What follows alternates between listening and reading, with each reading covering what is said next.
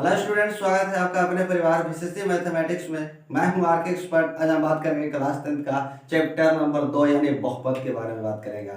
आज मैं लेकर आया हूं बहुपद का चैप्टर आपके लिए 2023 के एग्जाम में जो पूछा जाएगा। सबसे पहले तो मैं इसका टोटल फार्मूला के बारे में मैंने आपको बताऊंगा, उसके बाद मैं चैप्टर पे आएंगे। ठीक है, मैं चैप्टर को पहले उसका साधित बताऊंगा पहले आपको कि साधित यानी उदाहरण में क्वेश्चन, कुछ उदाहरण का क्वेश्चन भी आपके एग्जाम में पूछा जाता है। ठीक है, सबसे पहले मैं समझते हैं बहुपद क्या है। ठीक है, अगर इससे पहले अगर आप चैनल पर नए हैं तो चैनल को सब्सक्राइब कर लीजिए और बेल आइकन को भी दबा दीजिए। ठीक है, मैं वीडियो को ज़्यादा लंबा नहीं करता, तो सबसे पहले मैं आपको समझाता हूँ कि बहुपद है क्या। देखिए, बहुपद बोला आपका चैप्टर नंबर 2 है बहुपद। ठीक है, बहुपद देखिए 3 प्रकार के होते हैं। कितने प्रकार के होते हैं? बहुपद 3 प्रकार के होते हैं। बहुपद 3 प्रकार के। पहला में होता है रैखिक बहुपद। नंबर 2 में होता है द्विघात बहुपद। 3 में होता है त्रिघात बहुपद। ठीक है, ये हो गया आपका बहुपद 3 प्रकार के। कितने प्रकार के बहुपद हो रहे हैं? 3 प्रकार के। ठीक है, पहले देखिए बहुपद की घात के बारे में बात करते हैं कि बहुपद की घात किसको कहते हैं। बहुपद देखिए x के पावर में 4 यानी 3 से ज्यादा, 3 तक के बहुपद को हम जानेंगे। 1 वाले को रैखिक, 2 वाले को द्विघात और 3 वाले को त्रिघात बोलते हैं। ठीक है, पहले हम बहुपद के घात के बारे में जानते हैं। यानी चर राशि के ऊपर किसी भी कितना भी संख्या के ऊपर रहे, चर राशि के ऊपर जितना भी संख्या लगा रहे, यानी पावर में कुछ भी रहे, वही कहलाता बहुपद का घात। अगर आपका दिया हुआ x² प्लस 6x कहेगा इसका घात लिखने के लिए, तो घात अधिकतम कितना x के ऊपर? तो 2 इसका घात हो जाएगा आपका। ठीक है, इस तरह से हम घात के बारे में समझ लेते हैं। तो सबसे पहले बोला रैखिक किसको कहते हैं? रैखिक बहुपद, है ना। तो वैसा बहुपद जिसका घात कितना हो? 1 हो, वैसा बहुपद जिसका घात 1 हो, उसे क्या कहते हैं? रैखिक बहुपद। जैसे में देखिए एक बार फिर से समझ लेते हैं।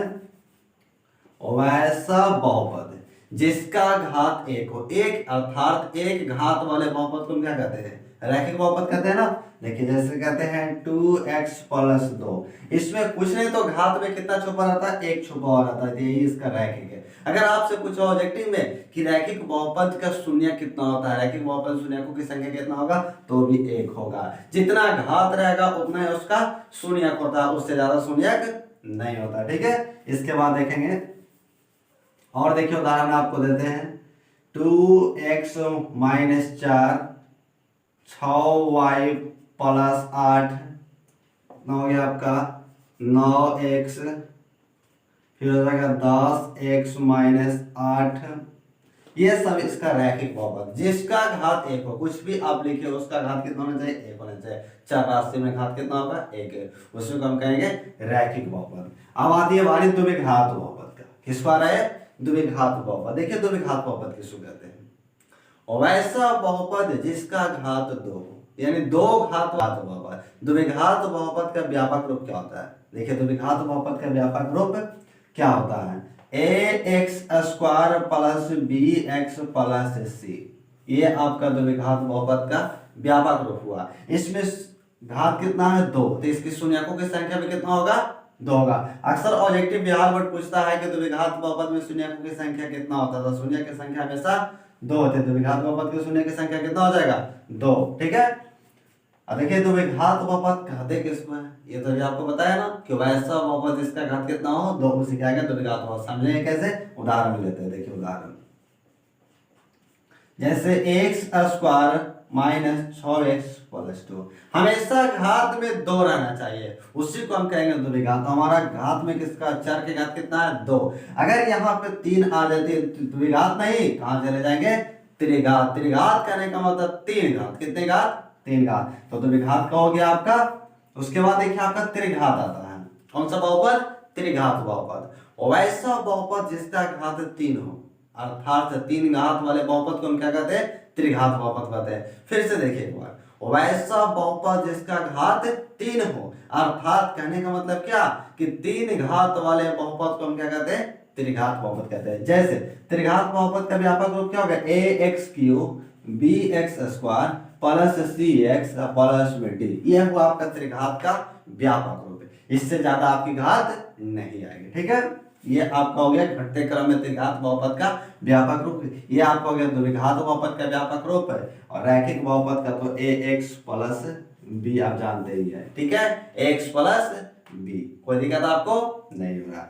चलिए अब देखते हैं आगे, हम आ जाते हैं चैप्टर पर, है ना। बहुपद के बारे में समझ लें कि बहुपद कितने प्रकार के होते हैं, पूछेगा आपसे तो 3 प्रकार बताएगा, रैखिक, दूसरा द्विघात और तीसरा त्रिघात। अब आते हैं हम एक्सरसाइज, बहुपद का एक्सरसाइज 2.1 का साधित चैप्टर नहीं, पहले प्रश्न पे चलते हैं। ठीक है, प्रश्न क्या करता है देखिए। सबसे आसानी है बहुपद, सबसे आसान चैप्टर है ये, भारी चैप्टर तो है नहीं। सबसे पहले मैं इसका फार्मूला के बारे में आपसे बात कर लेता हूँ कि द्विघात बहुपद, त्रिघात बहुपद, रैखिक बहुपद। रैखिक बहुपद में तो फार्मूला होता नहीं, द्विघात बहुपद में चलते हैं कि द्विघात बहुपद का फार्मूला क्या होता है। ठीक है, देखिए द्विघात बहुपद हम लिख लेंगे यहाँ पर, द्विघात बहुपद, द्विघात बहुपद के अंतर्गत है। द्विघात बहुपद में 2 शून्यक होता है, पहले जानेंगे क्या, द्विघात बहुपद में शून्यकों की संख्या कितना होता है, 2 होता है। ठीक है, तो लिख लेना है यहाँ पे हमें, द्विघात बहुपद में शून्यकों की संख्या, क्या लिखेंगे, शून्यकों की संख्या 2 होती है। कितना होती है, 2 होती है, जो क्रमशः कितना हो जाएगा, अल्फा और बीटा। ये द्विघात बहुपद के शून्यक होता है, क्या होता है, अल्फा और बीटा। द्विघात बहुपद के अल्फा और बीटा मिलके कितने हो गए, 2 हो गए। अब द्विघात बहुपद का हम व्यापक रूप लिखेंगे, यहां लिखेंगे द्विघात बहुपद का व्यापक रूप, द्विघात बहुपद का व्यापक रूप। अभी आपको बताए थे कुछ देर पहले, x square plus b x plus c होता है। यह हमारा हो गया द्विघात बहुपद में। अब द्विघात बहुपद के शून्यक भी जानेंगे, हमारा व्यापक रूप भी जानेंगे। अब इसके फॉर्मूला पे आते हैं कि द्विघात बहुपद में क्या होता है। तो देखिए अगला फॉर्मूला आपका क्या होगा, द्विघात बहुपद के शून्यकों का योग, द्विघात बहुपद के शून्यकों का योगफल, शून्यकों का योगफल। शून्यकों का योगफल कहने का मतलब क्या, जोड़। योग मतलब क्या होता है, जोड़। तो 2 शून्यक होता है, दोनों का जोड़ेंगे तो अल्फा का जोड़ बीटा, अल्फा का जोड़ बीटा। इसके बराबर फॉर्मूला क्या होता है, माइनस बी बटा ए, माइनस बी बटा ए होता है। ठीक है, अब चलेंगे गुणनफल होता है। तो द्विघात बहुपद में, द्विघात बहुपद में, द्विघात बहुपद में शून्यकों का गुणनफल, शून्यकों का गुणनफल। तो द्विघात बहुपद में शून्यक अल्फा इंटू बीटा, कहने का मतलब गुणनफल क्या, अल्फा गुना बीटा, इसके बराबर होता है सी बटा ए। बस इतने फार्मूला को आपको फॉलो करना द्विघात में, और इससे ज्यादा आने वाला नहीं है। हमारा द्विघात हो गया, जल्द से इसका स्क्रीनशॉट ले लीजिए। ठीक है, उसके बाद हम चले हैं त्रिघात बहुपद पे। ठीक है ना, चलिए स्क्रीनशॉट हो गया। अब आ जाइए आप त्रिघात बहुपद पे कि त्रिघात बहुपद क्या है। त्रिघात बहुपद में शून्यकों की संख्या कितना होता है, त्रिघात बहुपद में शून्यकों की संख्या जानेंगे। त्रिघात बहुपद में कौन कौन से फॉर्मूला होता है उसके बारे में बात करते हैं। ठीक है, देखिए यहाँ पे त्रिघात आती है, त्रिघात बहुपद। सबसे पहले हम जानते हैं इसका व्यापक रूप क्या होता है। मैंने बताया था परिचय में, बहुपद के परिचय में, बहुपद 3 प्रकार का होता है, उसमें रैखिक, द्विघात और त्रिघात के बारे में आपको बताया था व्यापक रूप। ठीक है, तो देखिए यहाँ पर लिखेंगे त्रिघात बहुपद का व्यापक रूप, व्यापक रूप क्या हो जाएगा, ए एक्स क्यू, कहने का मतलब त्रिघात, घात कितना होना चाहिए, 3 होना चाहिए। कितना होना चाहिए, 3, plus b x square plus c x plus में डी, इतना ही तो होता है बस। त्रिघात का व्यापक रूप आपसे बोल देना है आपको, a x cube plus b x square plus c x plus में डी। अब उसके बाद चलेंगे हम त्रिघात बहुपद का शून्यकों का योगफल। त्रिघात बहुपद में शून्यकों की संख्या जानते पहले। त्रिघात बहुपद में शून्यकों की संख्या। तो त्रिघात कहने का मतलब शून्य कितने? 3। कितना? 3 होता है। त्रिघात बहुपद में शून्यकों की संख्या 3 होता है। इस तरह से ऑब्जेक्टिव हमेशा पूछता है, आपको हमेशा इस बात को दिमाग में लोड कर लेना है कि शून्यकों की संख्या त्रिघात में कितना होता है? 3 होता है। तो विघात में कितना होता है? तो 2 होता है। रैखिक में शून्यकों की संख्या कितना होगा? तो 1 होगा। ठीक है, अब आइए इस पे शून्यकों का योगफल। त्रिघात बहुपद में शून्यकों की संख्या, शून्यकों का योगफल, सॉरी शून्यकों का योगफल जानेंगे। तो त्रिघात बहुपद में 3 शून्य, इसमें कौन हो जाएगा? अल्फा, बीटा और gamma. Alpha plus beta plus gamma, sorry gamma, इस तरीका से बराबर। इसमें भी वही फॉर्मूला होता है माइनस बी बटा ए, माइनस बी। अब चलेंगे यहाँ पे, इसमें 3 फॉर्मूला होता है। त्रिघात बहुपद में दो शून्यकों के गुणनफल का योगफल, यानी दो शून्यकों के गुणा करेंगे और फिर उसके योगफल को जोड़ देंगे। ठीक है, दो शून्यकों का गुणनफल का योगफल, दो शून्यकों के गुणनफल का योगफल, क्या करना है? योगफल। तो दो शून्यकों का योगफल क्या हो जाएगा?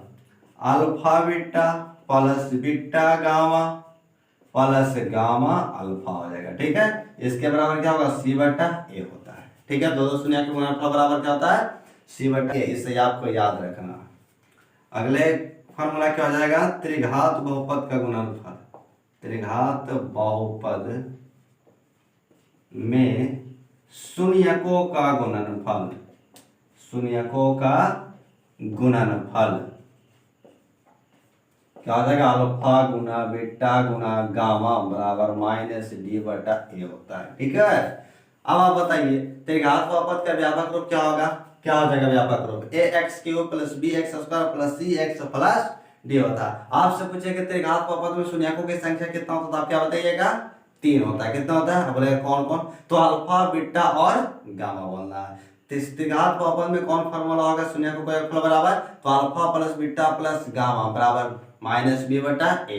अब बोलेगा त्रिघात बहुपद में दो शून्यकों का गुणनफल का योगफल क्या होता है? तो आप बताइएगा, इसको योगफल करना है तो alpha beta plus beta gamma plus gamma alpha, इसके बराबर आप क्या बताइएगा? सी बटा ए। एक फार्मूला और है त्रिघात बहुपद में शून्यकों का गुणनफल, जो आपको क्या बताना है? माइनस डी बटा ए, यानी alpha into beta into gamma और माइनस डी बटा ए। अब हमारा फॉर्मूला समाप्त हो गए, यानी इंट्रोडक्शन यहाँ तक आपका समाप्त हो गया। आपसे पूछना था बेसिक, जो आपको मैंने बता दिया। अब आते हैं हम एक्सरसाइज पर 2.1। ठीक है, एक्सरसाइज देखिए इसका 2.1 क्या कहता है। एक्सरसाइज पे चलाते हैं सीधे। अब एक्सरसाइज आपको चलेगा 2.1। पहला प्रश्न देखिए, त्रिघात बहुपद का पहला प्रश्न, सॉरी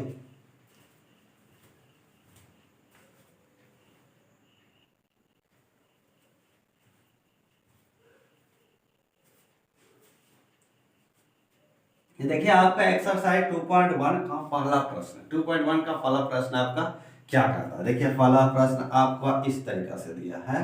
पहला का पहला में इसमें ग्राफ विधि के द्वारा दिखाया है। एक मानिएगा पड़ी रेखा और एक खड़ी रेखा, यानी क्षैतिज और स्तंभ। ठीक है, इस तरह की रेखा को आप इधर वाले को x मानेंगे, x, और इधर वाला x डैश, ऊपर वाले को y और नीचे वाले को y डैश। आप पढ़े हुए 10 क्लास के फिजिक्स में चिन्ह परिपाटी के अनुसार दाएं तरफ धनात्मक और बाएं तरफ ऋणात्मक, ऊपर की ओर धनात्मक और नीचे की ओर ऋणात्मक होता है। इधर का मान हमेशा पॉजिटिव, इधर का मान हमेशा नेगेटिव, इधर का मान हमेशा पॉजिटिव, इधर का मान हमेशा नेगेटिव। तो इसमें एक काटा है रेखा, ठीक है, इस तरीके से काटा। इसमें पूछा कि कटान बिंदु से शून्यकों की संख्या ज्ञात कीजिए। प्रश्न आपका देखिए क्या कहता है कि किसी बहुपद p इंटू एक्स के लिए y बराबर p इंटू एक्स का ग्राफ नीचे करते में दर्शाया गया है। प्रत्येक स्थिति में p x के शून्यकों की संख्या। तो हमें y से मतलब नहीं, हमें x से मतलब है। किससे मतलब है? हमें एक्स अक्ष से। एक्स अक्ष को यह रेखा जितनी बार काटेगा वही हमारे शून्यकों की संख्या होगी। तो बताइए एक्स अक्ष को कितनी बार काटा है, कभी काटेगा या कभी नहीं काटेगा, ये समांतर गुजरता हुआ चला जाएगा। इसलिए हमारा शून्यकों की संख्या कितना हो जाएगा, शून्य हो जाएगा। शून्यकों की संख्या कितना होगा, 0। ये आपका क्या हो जाएगा, करेक्ट आंसर। नेक्स्ट देखिए आपका क्या कहता है, अगला है इस तरीका से आपका दूसरा क्वेश्चन। ठीक है, दूसरा क्वेश्चन आपका क्या है, इधर से काटते गया है ऐसे। ठीक है, इस तरीका से आपका विभाजित किया, इधर x हो जाएगा आपका, इधर x डैश हो जाएगा, इधर y हो जाएगा, इधर y डैश हो जाएगा। ठीक है, अब हमको बताइए कि यह रेखा जो गुजरी है ऊपर से कितनी बार x को काट रहा है, एक बार काट रहा है। कितनी बार काट रहा है, इसमें शून्यकों की संख्या कितना होगा, 1 होगा। जितनी बार यह रेखा x अक्ष को विभाजित करेगा वही आपकी शून्यकों की संख्या होगा। तो अतः शून्यकों की संख्या बराबर शून्यकों की संख्या कितना हो जाएगा, इसका आंसर 1 हो जाएगा। ठीक है, जल्द से इसका स्क्रीनशॉट लीजिए, मैं तीसरा प्रश्न की ओर चलता हूं। ठीक है, ले लिया स्क्रीनशॉट। चलिए आगे देखिए, अगला प्रश्न आपका क्या कहता है, इसका तीसरा, पहला का तीसरा प्रश्न आपका कहता है, बहुत ही आसान है, बहुत जो आसान कठिन समझता उसके लिए कठिन है, और जो आसान समझता उसके लिए आसान है। क्या है कि जो पढ़ता है उसे ही आसान बुझाता है, और जो नहीं पढ़वे नहीं करेगा उसी के लिए आसान बुझाएगा, कभी नहीं बुझाएगा। ठीक है, देखिए अगला तीसरा क्या कहता है। तीसरा प्रश्न भी आपका इसी तरीका से है, एक x के लिए एक y के लिए, इधर x हो जाएगा, इधर x डैश हो जाएगा, इधर y हो जाएगा और इधर y डैश हो जाएगा। ये मूल बिंदु होता है। ठीक है, देखिए आपका रेखा कैसे विभाजित किया है, यहां से गया है ऐसे, है ना, इस तरीका से आपका विभाजित किया।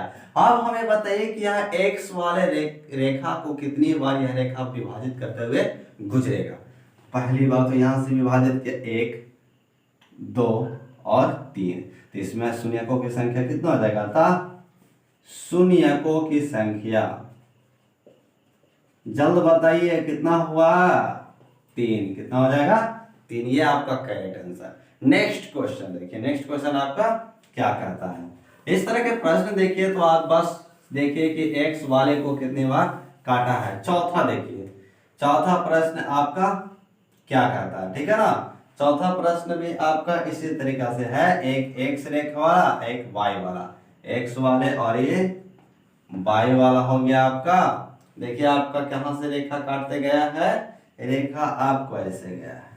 ठीक है, बताइए x वाले को कितनी बार काट रहा है, जल्द बताइए कितनी बार, एक यहां और एक यहां, ये आपकी शून्यक हो गया। अतः शून्यकों की संख्या कितना, जल्द बताइए कितना हो गया, शून्यकों की संख्या बराबर कितना हो जाएगा, 2 हो जाएगा। जितनी बार काटेगा वही तो हमारा शून्य कहलाता है। चलिए नेक्स्ट प्रश्न देखिए, समझ में आ रहा है ना। अगर वीडियो अच्छा लग रहा है तो जल्द से इसको लाइक कीजिए, शेयर भी कर लीजिए, सब्सक्राइब भी कर लीजिए, बेल आइकन को भी दबाइए, ताकि मैं जितना भी वीडियो बनाऊं उसका नोटिफिकेशन आपके पास पहुंचता रहे। ठीक है, पांचवा प्रश्न देखिए, पांचवा प्रश्न आपका क्या करता है। पांचवा प्रश्न भी इस तरह से है, एक y का हो गया, ये आपका x का हो गया, इधर x मान लेंगे, इधर x डैश मान, y और y डैश। ठीक है, ये मूल बिंदु आपका होता है। देखिए रेखा कहां से कहां गुजरा है, इस तरीका से गुजरा है ऐसे, उसके बाद आपकी गुजरी है रेखा यहां से काटते हुए यहां ऐसे गुजरा है। जल्द से गिनिए इसमें शून्य की संख्या कितना होगा, कितनी बार काट रहा है x वाले को, 1 2 3 4 बार काटा। कितनी बार काटा, 4 बार। तो शून्य की संख्या कितना हो जाएगा, अतः शून्यकों की संख्या बराबर, शून्यकों की संख्या बराबर कितना हो जाएगा, 4 हो जाएगा। कितनी हो जाएगा आंसर में, 4 हो जाएगा। कोई दिक्कत। चलिए छठे प्रश्न की ओर चलते हैं। आपका छठा प्रश्न आपका क्या कहता है। छठा प्रश्न भी इसी तरह से आसान ही है, ज्यादा भाई नहीं, एक x के लिए एक y के लिए। ठीक है, ये हो गया y का आपका और ये हो गया x के लिए। ठीक है, आपका प्रश्न संख्या 6 है, एक का छठा प्रश्न। ये आपको कैसे काटा है, इस तरीका से काटा है, ऐसे गुजरा है और इसी पर से होता हुआ जा रहा है ये रेखा। ठीक है, इस तरीका से गया और फिर से ये आपका चला गया। अब बताइए कितनी बार x को स्पर्श करता हुआ जा रहा है x वाले रेखा को, एक बार, दो बार, तीन बार।